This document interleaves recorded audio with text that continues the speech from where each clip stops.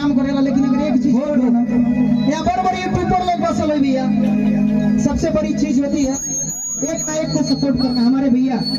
और कई लोग हई गोरखपुरिया फलाने गोरखपुरिया ढेकाने गोरखपुरिया लिखबे करेगा, लेकिन एक दूसरे के सपोर्ट कैले ही से गोरखपुरिया बनबो भाई। क्यों गोरखपुरिया लिखले से गोरखपुरिया ना हो पाएगा भैया।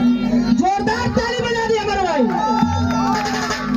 और मैं चाहूंगा कि रमजान साहब जहां भी हो आइए मंच पे, और फिर इस गाने का भाव है गाया जाए।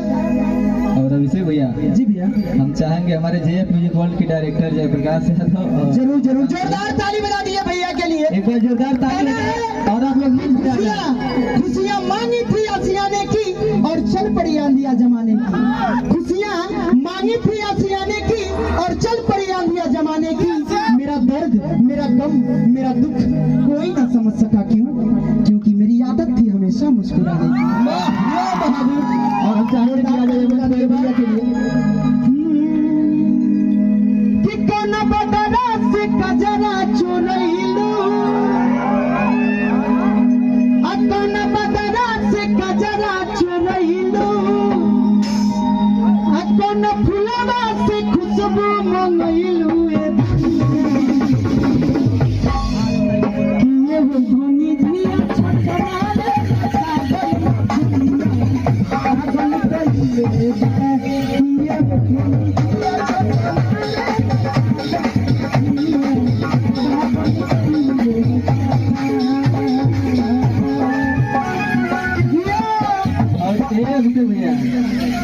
लाख लाख सपोर्ट मेरे डायरेक्टर साहब के, बहुत बहुत धन्यवाद, जो कि बहुत बहुत सपोर्ट है हम लोगों के ऊपर।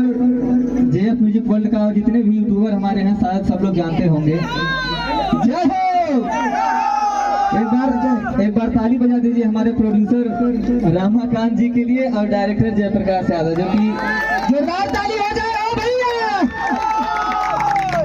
कोई एक कलाकार अगर चमकता है, कोई कलाकार झलकता है चमकता है, तो उसके पीछे बड़े अच्छे अच्छे कलाकारों का हाथ होता है ना। आज हमारे अभिषेक भैया चमक रहे हैं तो इनके पीछे बहुत बड़ी टीम काम करती है, तब ये आशीर्वाद है भैया, सब आप सबका प्यार है। आज तो ठीक इसी प्रकार हमारे ऊपर काम करने वाले हमारे, जोरदार ताली हो जाए भैया भैया के लिए। और स्टोरी के बारे में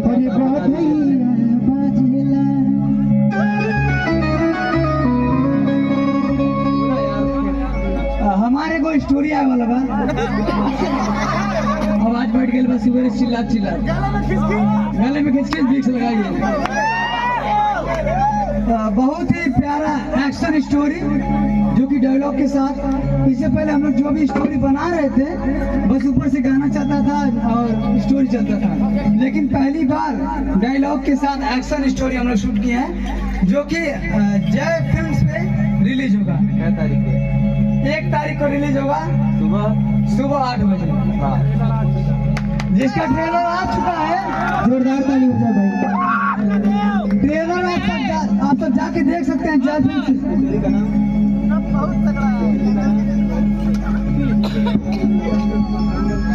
जंगल का राजा स्टोरी का नाम है और 1 तारीख को सुबह 8 बजे जय फिल्म पर अपलोड होगा।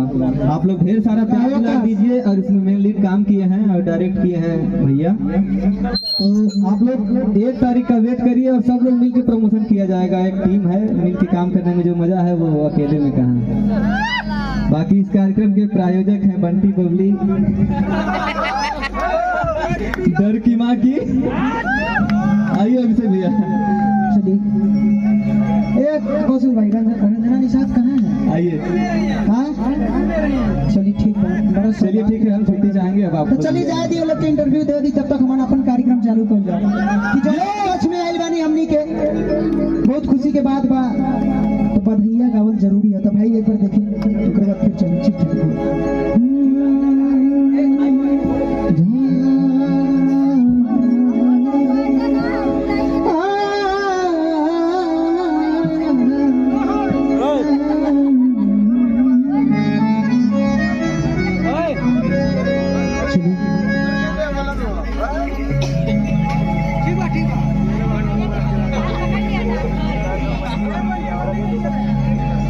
बहुत शानदार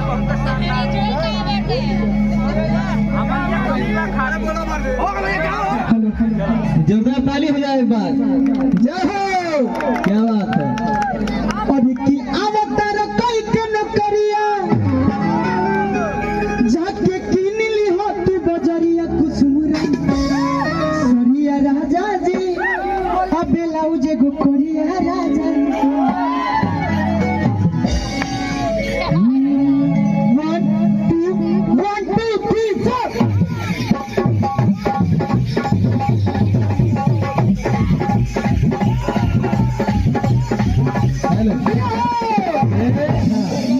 आर्गन की लाइट दीजिए भैया। कहाँ आर्गन में गायब हो गया था। आर्गन की लाइट दीजिए। हाँ ठीक है, आइए। बहुत धन्यवाद भाई, मस्त ऐसे बजावत रहो, मुगल चाल पीटत रहो भैया। जे खाना ना खैले बा तो खा लो क्या की कार्यक्रम ही होता ही रही को भैया, लेकिन खाए वाला लोग खा लो। देखो चिल्लात रंजना मैडम अब अति होता, अगर आगे बता जमा तो ना बात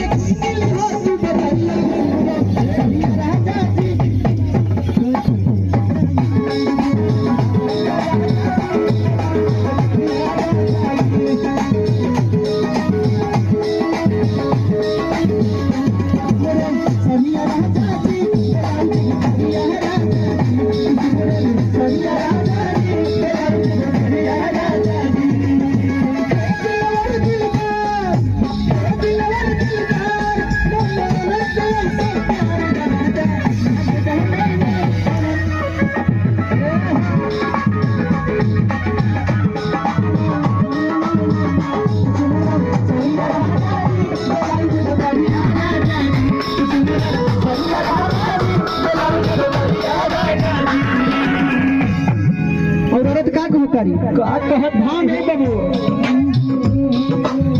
सारे गोटे दारी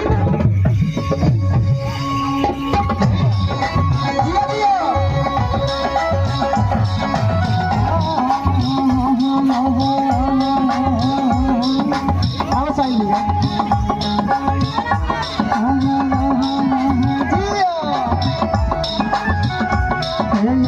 सारी गोटे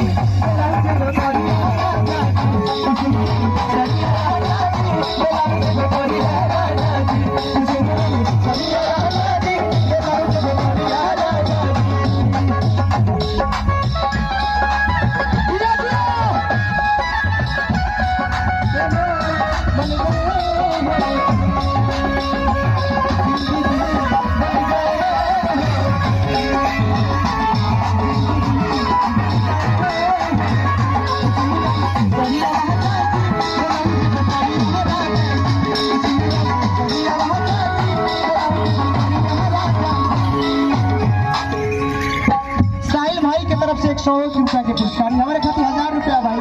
ये पैसा ना, ये मोहब्बत हमारे भाई के। Love you.